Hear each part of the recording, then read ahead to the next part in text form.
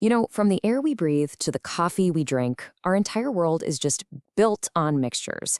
But have you ever stopped to think about what's really happening when one thing dissolves into another? Well, it's this hidden molecular dance that governs, well, pretty much everything, from life-saving medicines to absolutely devastating natural disasters. So let's dive in and explore the fascinating chemistry of solutions. Our journey is going to start in the biggest chemistry lab on the planet, the ocean. I mean, just look at these incredible coral reefs. They are so beautiful, but they're also incredibly sensitive.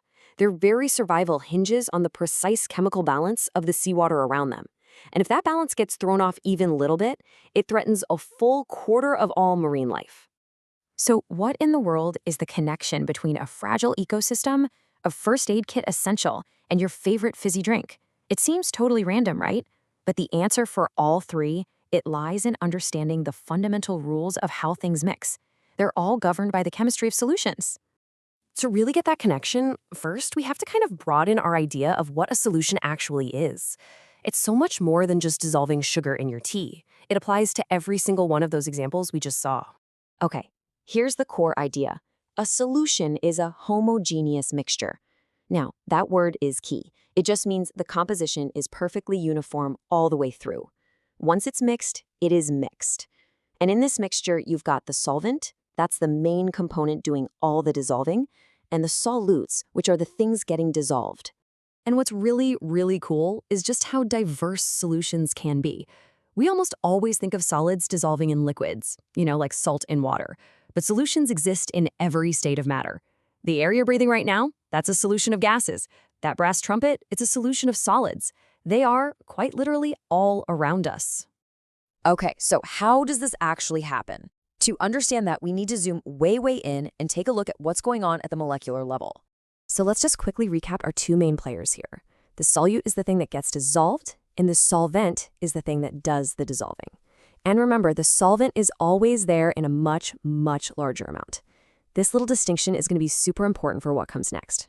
You see, dissolving isn't just a single event, it's really a three-part energy transaction. First, it takes energy to pull the solute particles away from each other. Second, it takes even more energy to push the solvent particles apart to make some room. And then finally, in step 3, energy is released when the two mix together and form new attractions. And you can see that whole process in action right here. As these little orange crystals hit the water molecules get to work. They just swarm in, they pull the crystals' ions apart, and they surround them, spreading them out perfectly evenly through the water until you get that completely uniform orange solution. Now, that energy exchange we were just talking about, it has some very cool and, some very hot real-world applications. So we usually expect dissolving something to release a little bit of heat, right? But here's the twist. Some mixing processes are what we call endothermic. That means they actually absorb heat from their surroundings, making things feel colder. And this is the perfect example.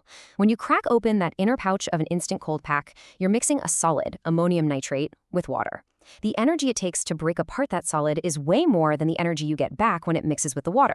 So to make up for that energy difference, it has to steal heat from the outside, from your sprained ankle, which makes the pack feel instantly, shockingly cold. But this whole mixing thing isn't limitless. There are physical rules like pressure and temperature that decide just how much of something can actually dissolve. Let's see how those factors come into play. So this limit has a name. It's called solubility. When a solution is holding the absolute maximum amount of solute it possibly can, we say it's saturated. If it has any less, it's unsaturated. But sometimes, under very special conditions, you can actually trick a solution into holding more solute than it's supposed to. That's called supersaturated, and it can be really, really unstable. Now, temperature plays a huge role, especially with gases. There's this inverse relationship.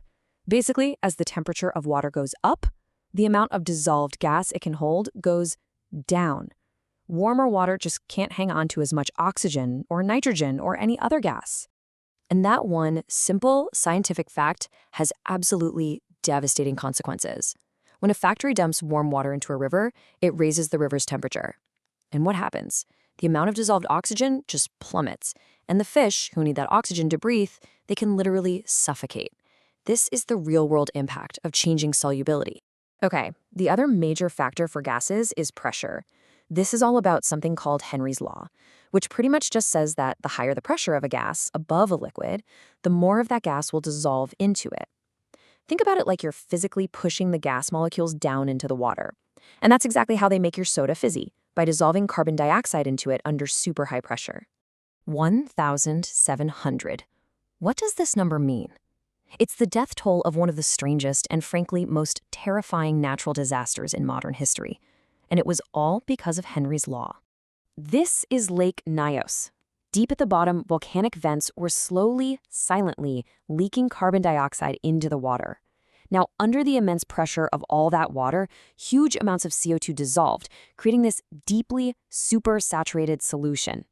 And then, something, we think maybe a landslide, disturbed the water, and all that pressure was suddenly released.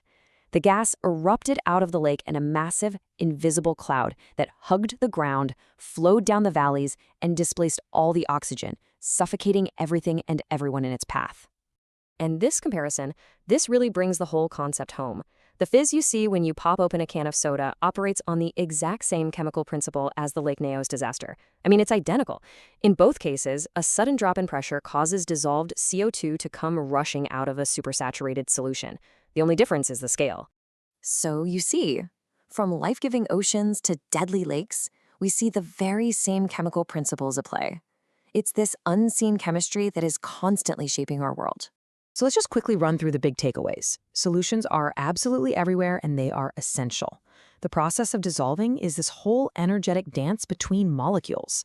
And the limits to that dissolving, which are governed by temperature and pressure, have profound and sometimes incredibly dangerous consequences for life on this planet. You know, the principles we've covered today are happening all around you all the time. So the next time you open a soda or add salt to a pot of water or even just take a deep breath, think about that incredible molecular dance that's happening right in front of you. What other hidden solutions are you going to start noticing in your world?